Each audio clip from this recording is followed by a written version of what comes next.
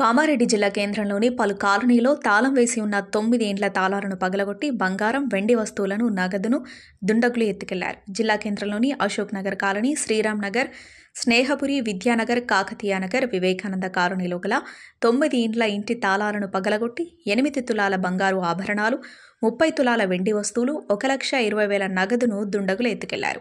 దీంతో బాధితులు కామారెడ్డి పట్టణ పోలీస్ స్టేషన్లో ఫిర్యాదు చేశారు. బాధితుల ఫిర్యాదు మేరకు కేసు నమోదు చేసుకుని సీసీ కెమెరాల ఆధారంగా దర్యాప్తు చేస్తున్నట్లు కామారెడ్డి పట్టణ సీఐ చంద్రశేఖర్ రెడ్డి తెలిపారు. పట్టణ ప్రజలు విహారయాత్రకు, శుభకార్యాలకు వెళ్లే ముందు పోలీస్ స్టేషన్లో సమాచారం ఇవ్వాలని కామారెడ్డి పట్టణ ప్రజలకు సీఐ చంద్రశేఖర్ రెడ్డి సూచించారు.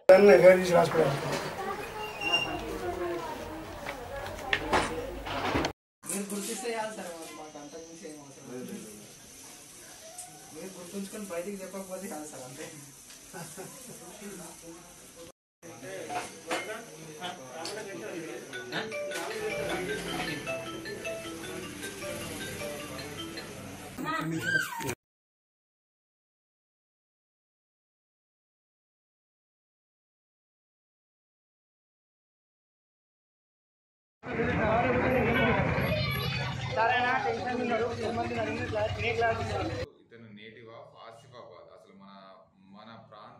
Hi everybody, this is Kiriti Damaraju.